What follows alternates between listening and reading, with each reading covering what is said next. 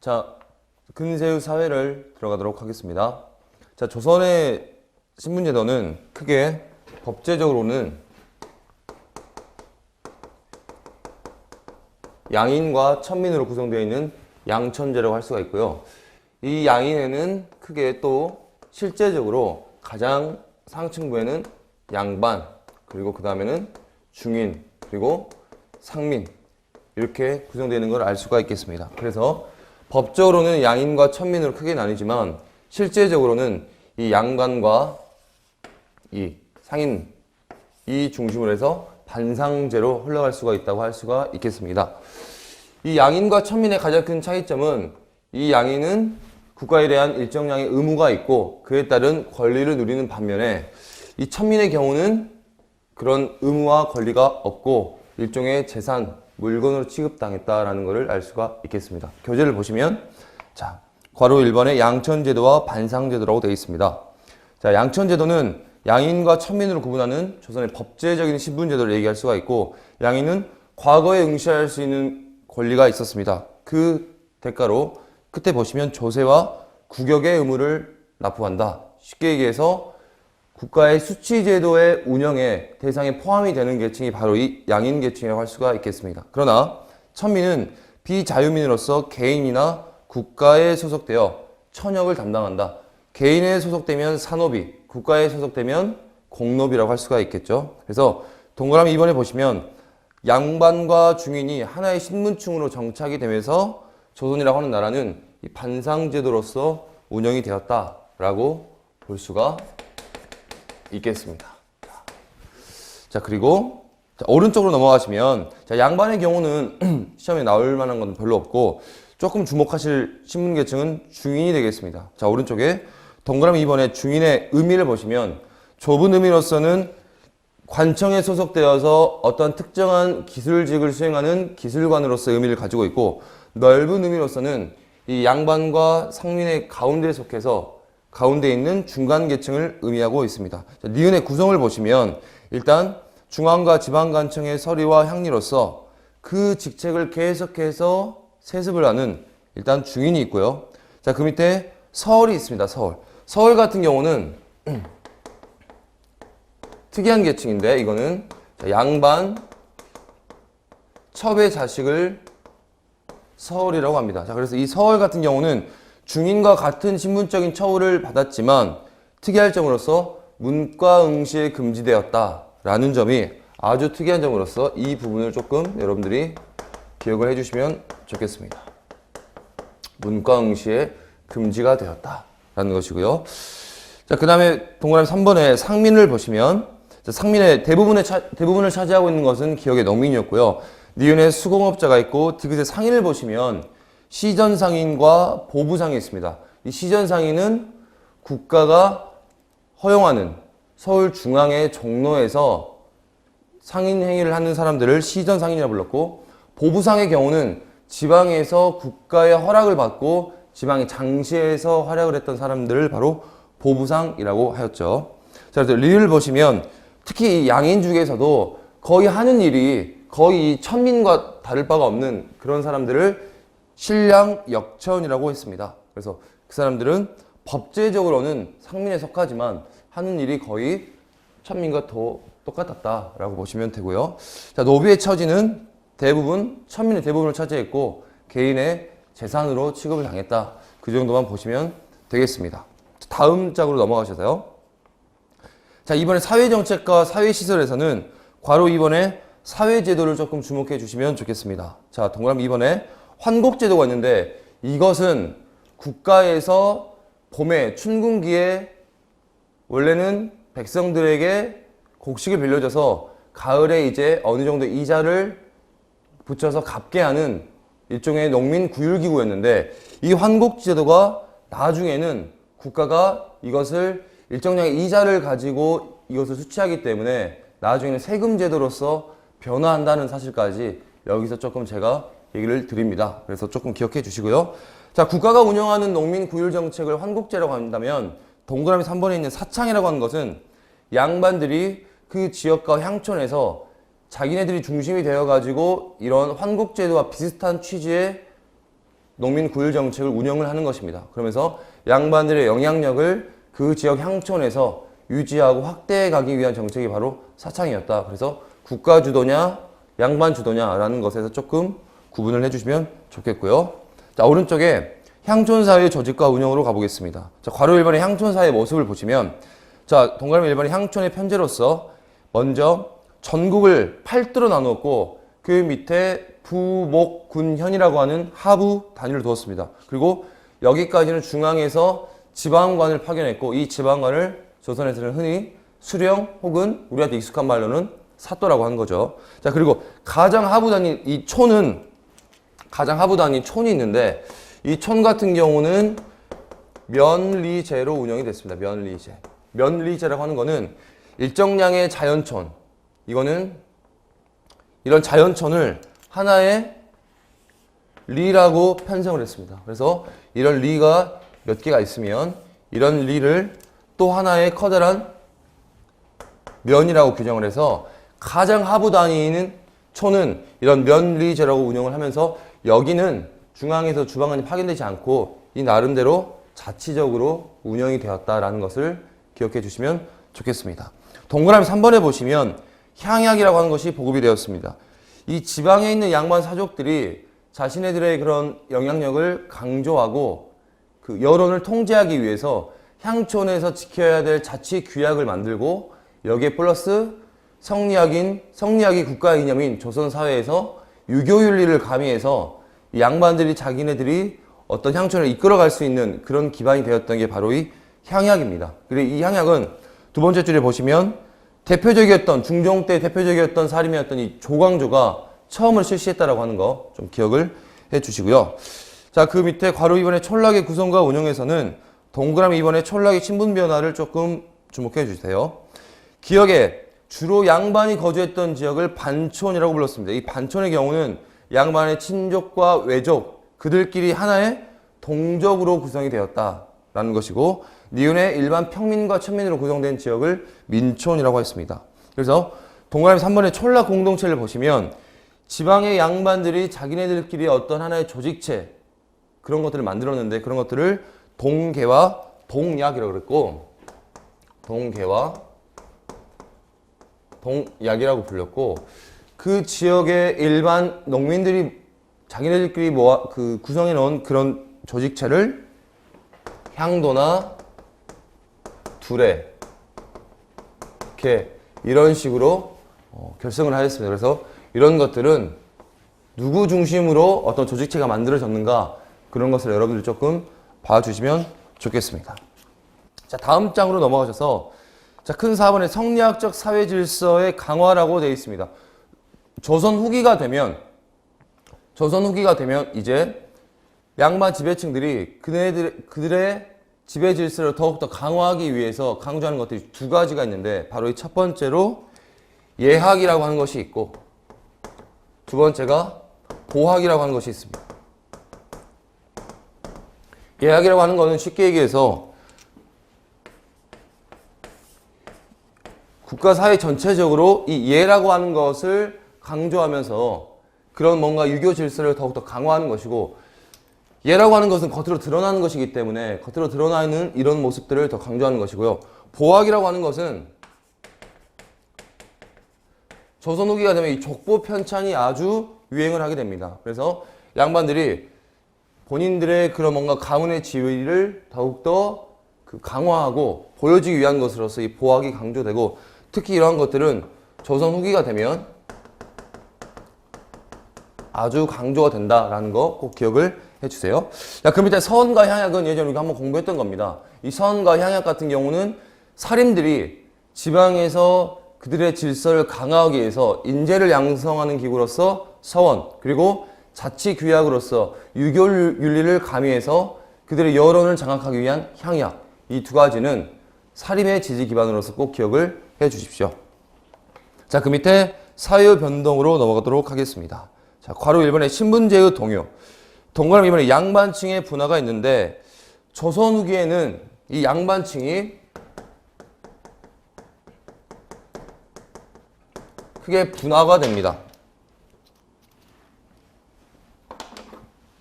자, 양반층이 크게 분화가 되는데, 자, 거기 보시면, 자, 붕당 정치는, 정치 파트에서 얘기했지만, 이 붕당 정치는 상대당을 인정하고 함께 공존하는 과정 속에서 이루어지는 게 붕당 정치인데, 이것이 이제 숙종 때 일당 전제화를 거치게 되면서, 환국 정치를 거치게 되면서, 이 양반 질서가 이제 크게 분화가 되는데, 중앙 정치 무대에서 권력을 잡는 사람들을 권력을 가진 양반이라고 하는 권반이라고 그랬고, 이때 이 권반이 되지 못한 양반층들은 이제 그 지지 기반을 상실하고 자기 원래 지역 향촌으로 이제 돌아가게 됩니다. 그들은 이제 향촌에서 머무는 향반이 되거나, 아니면 이 향반의 지위마저 잃은 양반들 같은 경우는 그 처지가 거의 농민과 다를 바가 없는 이렇게 잔반으로까지 이렇게 분화가 되는 모습을 보입니다. 그래서 양반층이 이렇게 조선 후기가 되면 분화가 된다라는 것을 기억해 주시고요.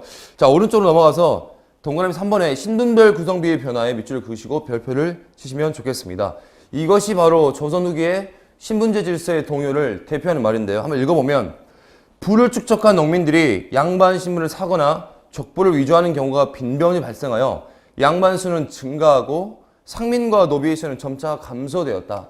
이 부분은 우리가 임진왜란의 결과와 영향 부분에서 공부했던 부분입니다. 그래서 국가가 부족한 재정을 보완하기 위해서 납속책과 공명첩을 발급했는데, 농민 중에서 부를 축적한 일부 농민들이 이런 양반 신분을 획득하면서 양반의 숫자는 급격히 증가되게 되고 상민과 노비의 숫자는 감소되는 이런 일이 벌어지게 된다.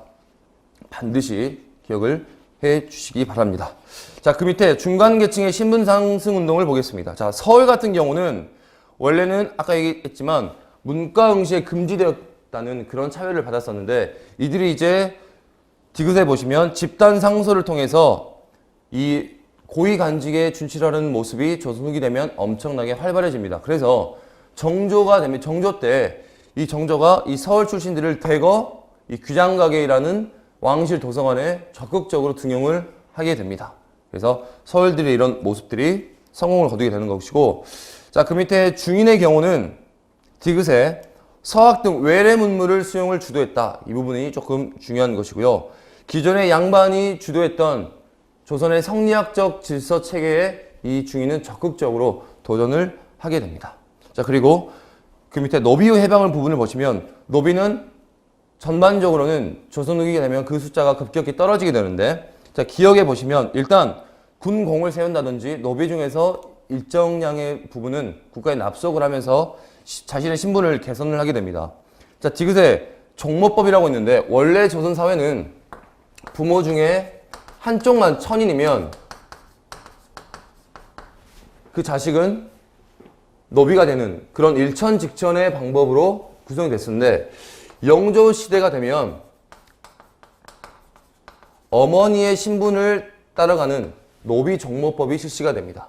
그래서 이것이 실시가 되면서 노비의 숫자가 감소가 되는 그런 일이 벌어지게 됩니다. 그래서 아버지가 심지어 노비라고 하더라도 어머니가 양민이면 그 자식은 양민으로 삼는 이런 법이 실시가 된다는 것이고, 동그라미 3번에 보시면 이제 공노비마저 국가가 적극적으로 순조 때가 되면 해방하는 일이 벌어지게 됩니다. 그리고 1894년도에 제1차 가보개혁 때 최종적으로 신분제도가 폐지가 되면서 이제 천민은 최종적으로 사라지게 되는 일이 벌어지게 됩니다. 그래서 이런 변화까지 조금 같이 봐주시면 좋겠고요.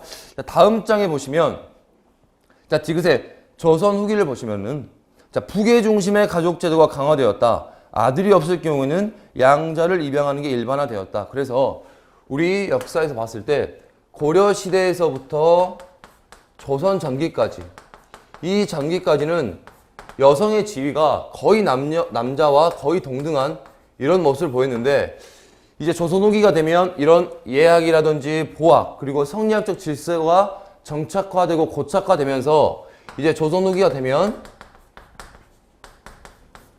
남성 위주의 가부장적 질서가 이제 자리를 잡게 되고, 이제 남자 위주의 그런 사회가 변화되게 되는 겁니다. 그리고 그 중에서도 장자 위주, 장자를 중시 여기는 그런 풍토가 이 조선 후기부터 이루어지게 된다라는 점을 꼭 기억해 주시면 좋겠습니다. 자, 그럼 이제 향촌 질서의 변화를 보겠습니다. 괄호 1번에 양반의 향촌집의 약화, 이 부분은 바로 아까 얘기했던 이 부분입니다.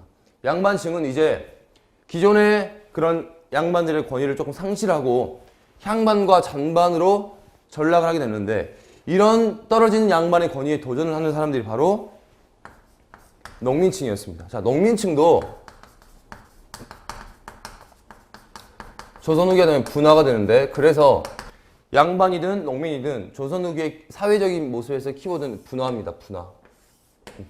농민층 중에서도 이제 조선 후기가 되면 이양법이 일반화되면서 아낄 수 있었던 노동력을 가지고 더 많은 땅을 경작할 수 있는 이런 광작이라고 하는 농사법을 이제 실시하게 되면서 소수의 농민들은 이제 많은 땅을 가지는 서민 지주라든지 분농으로 이제 상승을 하게 됩니다. 그러나 토지는 제한이 되어 있고 많은 농민들이 이렇게 하는 건 아니라 이들은 아주 소수가 되겠고, 대다수의 농민들은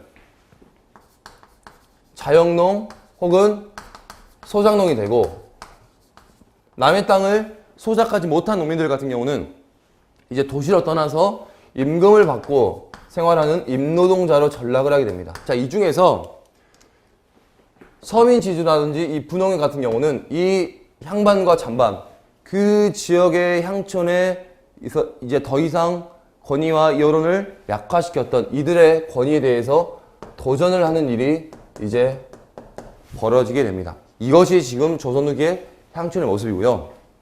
자, 오른쪽으로 넘어가시면, 자, 분홍층의 대두가 있습니다. 동그라미 1번에 분홍층의 등장 보시면 경제적인 능력을 바탕으로 해서 납속이나 향직 매매를 통해서 신분을 상승시키고 향임을 담당해요. 향임 같은 경우는 그 향촌의 어떤 일정 직위를 얘기하는데, 이 향임은 원래 양반층이 독점했던 것이었는데, 이것을 이제 이들이 바로 그런 그들의 경제력을 가지고 향임에 도전을 하게 된다는 것입니다.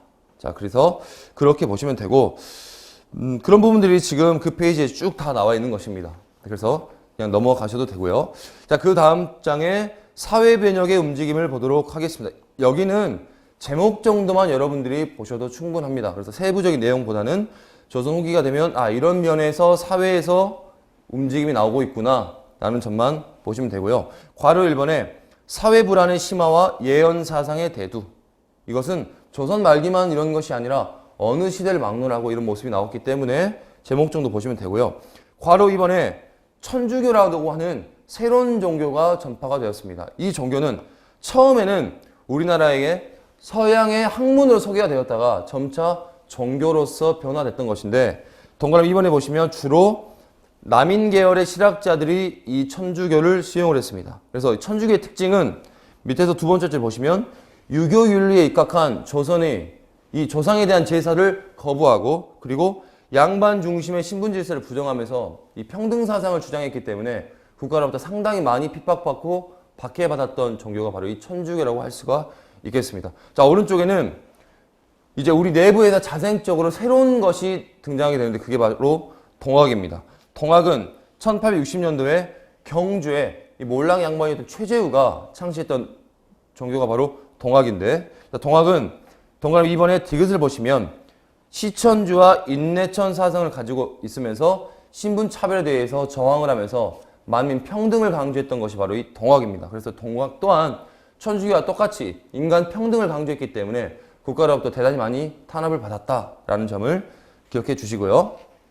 자, 그 밑에 괄호 4번의 농민의 한거 부분에서는 동그라미 4번의 홍경래은안과 동그라미 5번의 임슬농민 봉기를 조금 봐주십시오. 이것은 19세기에 이제 대표적인 밀란으로서 중앙정부에 저항을 하는 농민들의 모습으로 기억을 해 주시면 좋겠습니다. 자, 문제를 풀어보도록 하겠습니다. 자, 문제는 30번 문제를 한번 봐주시면 좋겠습니다. 자, 30번. 자, 다음 중 조선 초기 노비에 대한 설명으로 옳지 않은 것은? 동그라미 1번 천인 신분의 대부분을 차지하였다. 맞죠? 2번 매매 상속 징여의 대상이 되었다. 노비는 재산으로 취급당했기 때문에 이런 것들이 가능하였고요. 자, 3번에 혼인을 하여 가정을 이룰 수가 있었습니다. 그러나 4번 전세와 공납, 군역의 의무를 부담하였다. 이런 국가에 대한 의무를 부담하는 계층은 바로 이런 양인 계층이었죠. 그래서 이들은 국가에 대한 의무와 권리를 같이 가지는 반면에 천민은 그러한 의무와 권리가 없다라는 점에서 구분이 된다. 그래서 정답은 4번이 되겠습니다. 33번을 한번 보도록 하겠습니다. 33번. 조선시대 향약에 관련 설명으로서 적절치 못한 것은 1번. 조광조와 같은 살인파들이 널리 보급하고자 힘썼다. 조광조는 향약을 처음으로 보급하려고 시도했던 사람입니다. 그래서 이런 조광조의 움직임은 살인들이 화를 입었던 기묘사화로까지 연결이 된다는 거 기억을 해주시고요. 이번에 중앙집권적 정치체제를 강화하고자 국가적으로 실시되었다. 자, 이 부분은 우리가 훈구와 살인을 비교하면서 얘기했던 부분입니다. 중앙집권적 정치를 지향했던 계층은 바로 훈구파였고 살인은 이에 반해서 그들의 지지 기반이 지방에 있었기 때문에 지방의 향촌 자치적인 면을 추구하려고 그랬죠. 그래서 이런 향약은 그런 살인의 향촌 자치적인 경향을 보여주는 대표적인 내용이라고 할 수가 있겠습니다. 그래서 2번이 적절치 못한 것이고요. 3번, 살인파의 향촌 기반으로서 농민들에 대한 강한 영향력을 가지는 것이었다. 4번, 향기와 개와 같은 전통적인 향촌 규약에 유교적으로 지켜야 될 윤리 질서를 가미한 것이었다. 이것도 아까 설명을 드렸던 부분입니다. 정답은 2번이 되겠고 35번을 보시도록 하겠습니다. 조선 초기에 사회신분제도에 대한 설명으로 옳은 것은 1번 갑은 아버지가 노비여서 군역의 의무를 져야 했다. 노비는 역의 의무가 없는 계층이죠. 2번 을은 농민이어서 과거에 응시할 수 없었다. 농민은 과거에 응시가 가능하였습니다. 그래서 양인은 과거 응시 가능하면서 조세와 곡물과 역을 납부하는 그런 계층이었죠. 3번 병은 국가의 허가 없이도 보부상으로 활동이 가능했다. 보부상은 아까도 말씀드렸지만 보부상과 지방에서 상업행위를 하는 보부상과 그리고 서울 종로에서 상업행위를 하는 시전상인 이들은 모두 다 국가에 의해서 허가를 받은 상인이다라는 것입니다. 이것은 한편으로 어떤 걸 얘기해 주냐.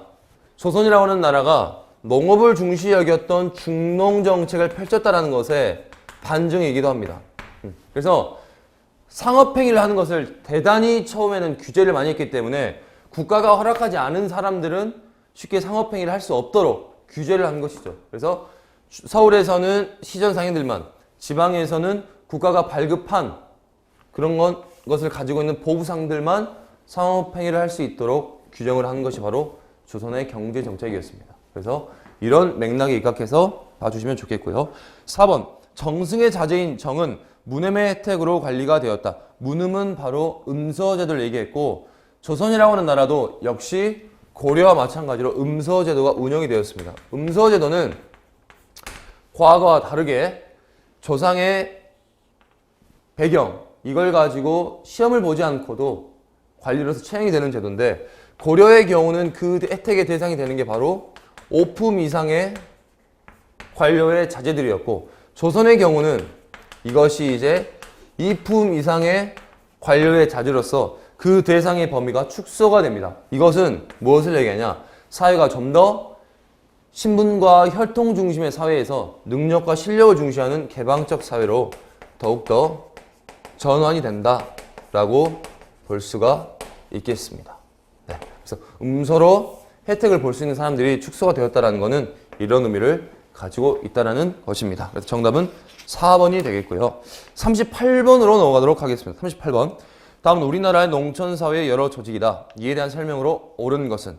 자, 기억에 향약과 동약은 향촌의 자치 규약이면서 유교 윤리를 가미한 것입니다. 동약은 양반 중심의 그런 동족이 만들었던 규약을 동약이라고 합니다. 그래서 향약과 동약은 아까 말씀드렸다시피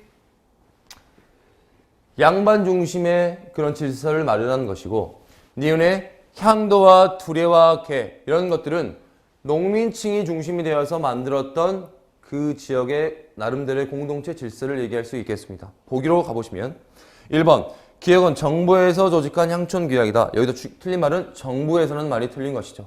이 기역은 양반들이 자치적으로 만들었던 향촌 규약이라고 할 수가 있겠고요. 이번에 기역은 훈구 세력이 강화되면서 나타났다. 훈구가 아니라 사림 세력이 강화되면서 나타나는 것이고 3번에 니은 사림 세력의 성장에 따라 나타났다. 니은은 사림이 아니라 농민층이 바로 니은을 조직한 것이고 4번 기역은 양반 중심, 니은은 농민 중심의 조직이었다. 이것이 정답이 되겠습니다. 그래서 두 개 조금 차이점을 봐주시고요. 자, 41번 중인이 아주 중요한 계층이기 때문에 한번 보도록 하겠습니다. 다음 중 조선시대 중인에 관한 설명으로 옳은 것은 기역, 과거와 음서, 천거를 통해 관직에 진출하였다. 그래서 주로 이런 것들을 통해서 진출한 계층은 상층, 가장 상층부 양반 계층입니다. 니은 주로 전문 기술이나 행정 실무를 담당했다. 그래서 중인의 의미로서 좁은 의미로서 기술에 능통한 기술관을 의미한다고 말씀을 드렸죠. 디귿 지방에 파견되어 향촌 사회를 지배하기도 하였다. 지방에 파견된 것은 주로 양반 계층이 주로 많이 파견된 것입니다. 리을 양반과 상민의 중간 신문 계층이라는 의미를 갖고 있다. 그래서 가운데 있는 중인이라고 불리는 것입니다. 그래서 정답은 3번이 되겠습니다. 자, 42번 다음 자료가 발행된 시기에 대한 설명으로 옳지 않은 것은 이름이 적는 칸이 비어져 있는 관직 임명장으로 양난 이후에 정부가 부족해진 재정을 메우기 위해 발행하였다. 이것을 바로 공명첩이라고 했습니다. 그래서 국가가 부족한 재정을 보완하기 위해서 납속책과 공명첩을 실시했고 이것의 결과 조선 후기의 신분제 질서는 크게 흔들리게 된다. 양반층의 숫자는 급격히 증가가 되고 이에 대한 반대급부로서 상민층은 축소가 됩니다. 국가는 이런 상민층을 보완하기 위해서 노비의 숫자를 대거 상민으로 올리는 그런 정책을 펼치면서 양반은 늘어나지만 상민과 노비의 숫자는 함께 하락하는 이런 모습이 등장을 하게 됩니다. 1번 노비들은 집단 상소 운동을 벌였다. 집단 상소 운동을 벌였던 계층들은 주로 중인 계층이었죠. 그래서 중인들이 조선 후기가 되면 대거 많이 관직에 진출하는 모습들이 보이고요. 2번 양반의 족보나 호적을 위조하는 행위도 한편으로 만연을 했고 3번에 상민의 수가 줄고 양반의 수가 크게 증가하였다. 맞는 말입니다. 그래서 4번 같은 경우는 노비들 또한 군공과 납속을 통해서 상민층으로 많이 신분이 해방되는 경우도 있었다라는 것이고요. 그런 문제가 지금 계속 나오는 것입니다. 그래서 보시면 47번만 한 번 더 보도록 하겠습니다. 47번 조선 후기의 신분제의 변화와 관련된 현상으로 바르게 설명한 것은 1번 서울들은 신분 상승이 불가능하였다. 아니죠. 서울들은 집단 상소 운동을 통해서 조선 후기가 되면 대거 이제 신분 상승이 가능했고 특히 정조 때 규장각의 검서관으로서 많이 등용됐다고 했습니다. 2번 노비들은 신분 상승의 기회가 없었다. 노비들도 군공이나 납속책과 같은 것으로서 많이 신분 지위가 상승했던 것을 알 수가 있겠고요. 3번에 양반층의 몰락으로 양반의 수가 많이 줄었다. 양반의 숫자는 엄청나게 증가되게 되죠. 4번 합법적으로 신분 상승의 기회를 주기도 하였다. 그래서 납속책과 공명첩은 다 국가가 주도했던 합법적이었던 운영입니다. 그래서 이 정도 보시면 사회적인 면은 충분히 여러분들이 하실 수 있을 거라고 생각합니다. 조금 쉬었다가 문화로 넘어가도록 하겠습니다.